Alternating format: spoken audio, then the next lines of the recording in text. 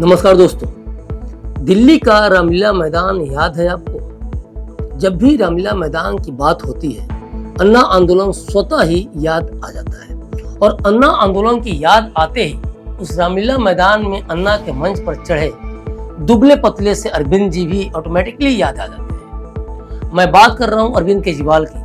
अब वे न तो दुबले पतले रहे और न ही अरविंद केजरीवाल रहे।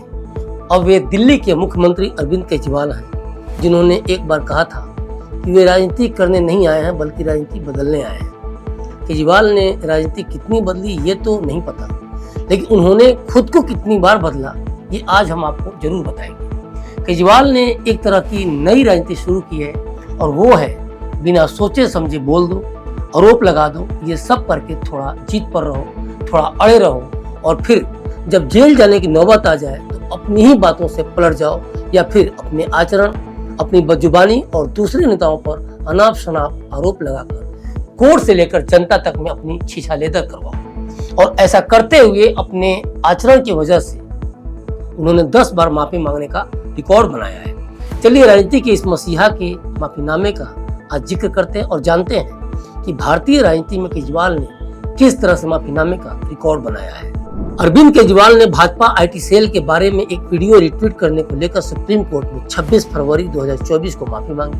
केजरीवाल ने सुप्रीम कोर्ट में माना कि यूट्यूबर ध्रुव राठी ने बीजेपी आईटी सेल के बारे में जो वीडियो शेयर किया था उसे रिट्वीट करना उनकी गलती थी। इससे पहले दिल्ली हाई कोर्ट ने इसी वीडियो को रिट्वीट करने के लिए दायर आपराधिक मानहानि के मुकदमे में जारी समन को बरकरार रखा था। हाई कोर्ट के फैसले को चुनौती देने के लिए केजरीवाल ने सुप्रीम कोर्ट का दरवाजा खटखटाया था। सर्वोच्च न्यायालय में सुनवाई के दौरान केजरीवाल के वकील ने गलती स्वीकार कर ली और माफी मांग ली। केजरीवाल ने दिवंगत भाजपा नेता अरुण जेटली की ओर से मानहानि केस मामले में भी माफी मांगी थी। खुद पर भ्रष्टाचार के आरोप लगाए जाने के बाद अरुण जेटली ने केजरीवाल के खिलाफ मानहानि का केस दाखिल किया था।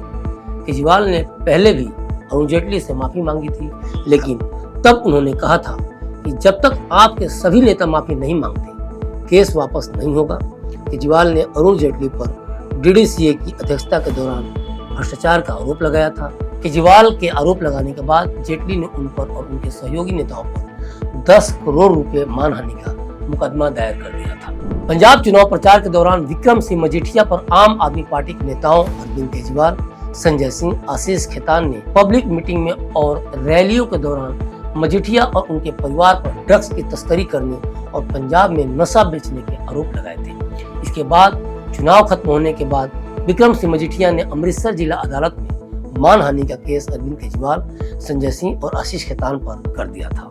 अरविंद केजरीवाल को जब लगने लगा कि उनके आरोपों में कोई दम नहीं है, झूठे आरोप लगाने के मामले में जेल हो जाएगी, तो आदतन अरविंद केजरीवाल ने मार्च 2018 में लिखित में माफी मांगकर मुकदमा वापस लेने का अनुरोध किया। अरविंद केजरीवाल ने केंद्रीय मंत्री नितिन गडकरी को 16 मार्च 2018 को पत्र लिखा था, जिसमें उन्होंने लिखा है कि हम दोनों अलग अलग दलों में हैं। मैंने आपके बारे में बिना जांचे कुछ आरोप लगाए जिससे आपको दुख हुआ होगा, इसलिए आपने मेरे खिलाफ मानहानि का केस दायर किया। मुझे आपसे निजी तौर पर कोई दिक्कत नहीं है, इसलिए मैं आपसे माफी मांगता हूँ। केजरीवाल ने भ्रष्टाचारियों की सूची जारी करते हुए गडकरी का भी नाम लिया था। केजरीवाल ने 2018 में कपिल सिब्बल से भी माफी मांगी थी। अरविंद केजरीवाल 2013 में भ्रष्ट नेताओं की सूची में तत्कालीन केंद्रीय मंत्री कपिल सिब्बल का नाम भी लिया था। हालांकि कपिल सिब्बल ने भी दरियादिली दिखाते हुए केजरीवाल को माफ कर दिया था। अरविंद केजरीवाल और मनीष सिसोदिया ने पूर्व केंद्रीय मंत्री कपिल सिब्बल के बेटे सीनियर वकील अमित सिब्बल द्वारा दायर आपराधिक मानहानि मामले में मार्च 2018 में उनसे माफी मांग ली थी। केजरीवाल और सिसोदिया ने अपने माफीनामे में सिब्बल के खिलाफ लगाए बेबुनियाद आरोपों के लिए एक पत्र में माफी मांगी। केजरीवाल ने जब कपिल सिब्बल के खिलाफ आरोप लगाया तो 2 कदम और आगे बढ़कर उनके बेटे अमित सिब्बल को भी भ्रष्टाचारी बता दिया था। केजरीवाल ने भाजपा सांसद अवतार सिंह भड़ाना से भी माफी मांगी थी और कहा था कि बहकावे में आकर उन्होंने भड़ाना पर आरोप लगाया था। केजरीवाल ने उनके संबंध में 31 जनवरी 2014 को एक आपत्तिजनक बयान दिया था। इस बयान में उन्होंने कहा था कि वे देश के सबसे भ्रष्ट व्यक्तियों में से एक हैं। पूर्व सांसद ने केजरीवाल पर मानहानि का मुकदमा दायर किया और कहा कि आप संयोजक में केजरीवाल ने उनको भ्रष्ट कहकर उनकी छवि को धूमिल किया। उन्होंने केजरीवाल से 1 करोड़ रुपए के मानहानि की मांग की थी। अपनी याचिका में भड़ाना ने दलील दी थी कि केजरीवाल ने 31 जनवरी 2014 को सार्वजनिक रूप से मानहानिपूर्ण बयान दिया था। 2015 में आयोजित जंतर मंतर पर आम आदमी पार्टी यानी कि आप की किसान रैली के दौरान एक किसान ने आत्महत्या कर ली थी। राजस्थान के किसान गजेंद्र सिंह ने बारिश और ओले से बर्बाद हुई अपनी फसल से दुखी होकर रैली के दौरान मंच के सामने पेड़ पर चढ़कर फांसी लगा ली थी। किसान की आत्महत्या के बाद भी केजरीवाल भाषण देते रहे। बाद में सफाई देते हुए उन्होंने माफी मांगी। आपको याद होगा कि कोविड के दौरान कैसे केजरीवाल ने मुख्यमंत्रियों की वीडियो कॉन्फ्रेंसिंग के जरिए हुई इन हाउस मीटिंग को लाइव टेलीकास्ट कर दिया था। उस दौरान मीटिंग में पीएम मोदी भी थे। केजरीवाल के इस बदकानी हरकत पर पीएम मोदी ने कहा था कि ये हमारी जो परंपरा है, हमारे जो प्रोटोकॉल है, उसके बहुत खिलाफ हो रहा है कि कोई मुख्यमंत्री ऐसी इन हाउस मीटिंग को लाइव टेलीकास्ट करे। ये उचित नहीं है। ये हमने हमेशा संयम का पालन करना चाहिए।